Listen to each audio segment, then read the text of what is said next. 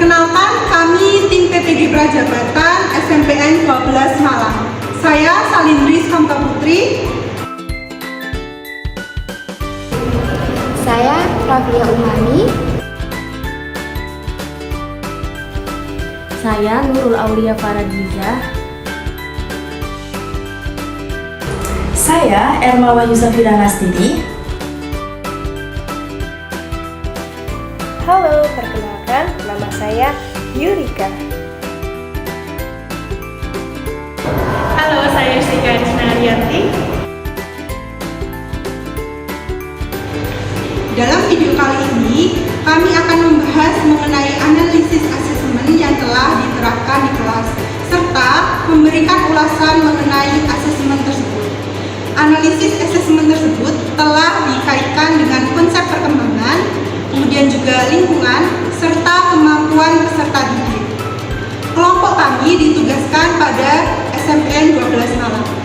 Kami mengampu mata pelajaran ilmu pengetahuan alam pada kelas 7 dengan capaian pembelajaran fase D.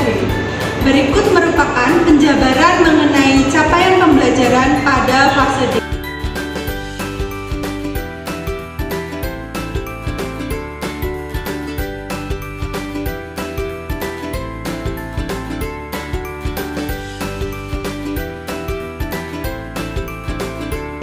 Adapun tujuan pembelajaran adalah sebagai berikut. 1. Dengan melakukan aktivitas pengukuran yang dipilih sendiri, peserta didik dapat membedakan pengukuran baku dan pengukuran tidak baku secara tepat. 2. Dengan objek pengukuran yang dipilih sendiri, peserta didik dapat membaca dengan benar skala pada alat ukur yang sering dipergunakan dalam kehidupan sehari-hari. Beberapa di antaranya adalah alat ukur panjang, alat ukur massa, dan alat ukur waktu. 3. Dengan memilih tema dan laporan sendiri, peserta didik dapat melakukan pengukuran besaran, yaitu mencakup besaran panjang, massa, dan waktu, untuk menyelesaikan persoalan sederhana dalam kehidupan sehari-hari secara tepat. Adapun materi ajar atau topik pada asesmen yang dibahas kali ini adalah objek IPA dan pengamatan atau pengukuran. Untuk jenis asesmennya yang digunakan adalah asesmen formatif dan sumatif. Dengan bentuk asesmen berupa soal tertulis, unjuk kerja, atau penilaian antar teman, kemudian juga ada LKBD. Sini akan menjelaskan bagian mana di dalam asesmen yang menunjukkan kesesuaian dengan tahap perkembangan peserta didik. Jadi, bagian dari asesmen ini yang menunjukkan dengan tahap perkembangan peserta didik terletak pada asesmen sumatif, di mana dalam penyusunan asesmen sumatif sendiri sudah disesuaikan dengan tujuan pembelajaran, serta penyusunan tujuan pembelajaran sendiri sudah disesuaikan dengan tahap perkembangan peserta didik pada fase D, yaitu pada fase perkembangan peserta didik kelas 7 SMP. Seperti itu. Bagian mana dalam asesmen tersebut yang menunjukkan kesesuaian dengan perlunya mempertimbangkan lingkungan budaya dan karakteristik peserta didik? Bagian dalam asesmen yang menunjukkan kesesuaian dengan perlunya mempertimbangkan lingkungan budaya dan karakter peserta didik kami tunjukkan ini kami lakukan di awal pembelajaran berupa pertanyaan pemantik. Dalam materi pengukuran ini kami sajikan pertanyaan pemantik, yaitu dengan pertanyaan, apakah kalian pernah membeli oleh-oleh apel hijau khas Malang? Kalian pernah memperhatikan bagaimana pedagang saat menimbang apel tersebut? Atau dengan pertanyaan lain seperti bagaimana cara pedagang tersebut menimbang apel yang ingin kalian beli?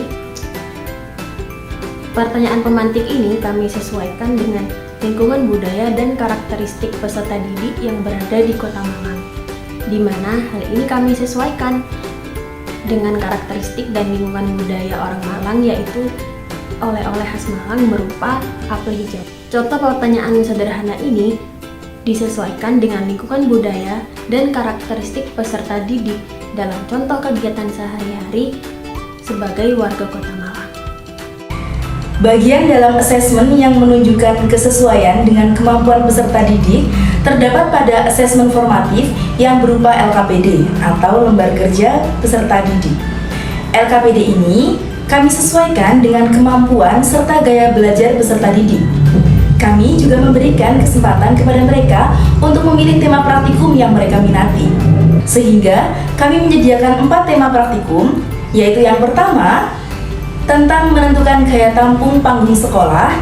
Tema yang kedua, yaitu tentang menentukan berat badan ideal. Kemudian tema yang ketiga, yaitu menentukan kelajuan. Serta yang terakhir atau tema yang keempat, yaitu tentang sampah sekolah kita. Selain sesuai dengan kemampuan peserta didik, dengan membebaskan mereka memilih tema praktikum ini, berarti mereka sudah mendapatkan kemerdekaan belajar.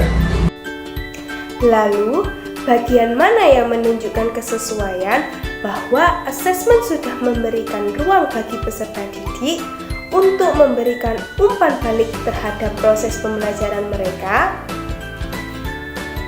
Nah, bagian dari asesmen yang menunjukkan kesesuaian bahwa sudah memberikan ruang bagi peserta didik untuk memberikan umpan balik terhadap proses mereka adalah asesmen formatif.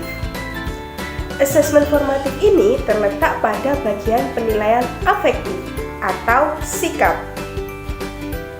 Penilaian afektif dilakukan dengan peserta didik melakukan pengamatan dan memberikan nilai antar teman terhadap sikapnya selama proses pembelajaran berlangsung.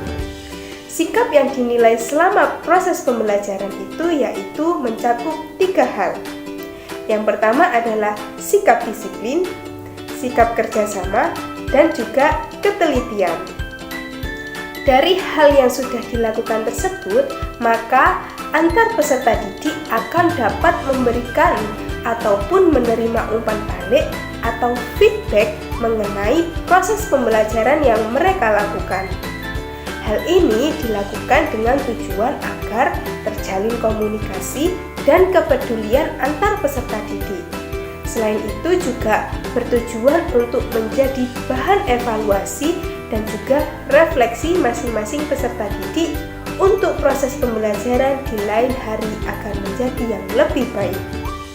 Jika kita menjadi guru di kelas tersebut untuk meningkatkan asesmen yang sesuai dengan perkembangan peserta didik, lingkungan belajar, budaya, karakteristik, dan kemampuan peserta didik, maka hal yang harus kita lakukan adalah yang pertama, membuat peserta didik lebih fokus dalam pembelajaran dengan meningkatkan inovasi dan variasi metode pembelajaran. Yang kedua itu menciptakan manajemen kelas yang lebih menarik agar sesuai dengan karakteristik peserta didik yang masih kelas 7 yang gampang bosan, masih suka bermain. Yang ketiga, memperhatikan budaya dan lingkungan di sekitar kita untuk diintegrasikan dalam proses pembelajaran.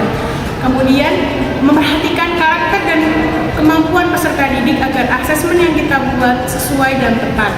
Dari analisis yang kita lakukan, asesmen tersebut sudah sesuai dengan perkembangan peserta didik, lingkungan belajar dan budaya, serta pembelajaran dilakukan dengan berdiferensiasi sesuai dengan karakteristik dan kebutuhan peserta didik yang beragam. Sehingga dapat disimpulkan bahwa rancangan pembelajaran dan asesmen tersebut sudah mengintegrasikan culturally responsive teaching dan mengaplikasikan teaching at the right level. Demikian hasil dari analisis dan ulasan kami mengenai asesmen yang telah diterapkan. Mohon maaf bila ada kurang dalam penyampaian. Wassalamualaikum warahmatullahi wabarakatuh.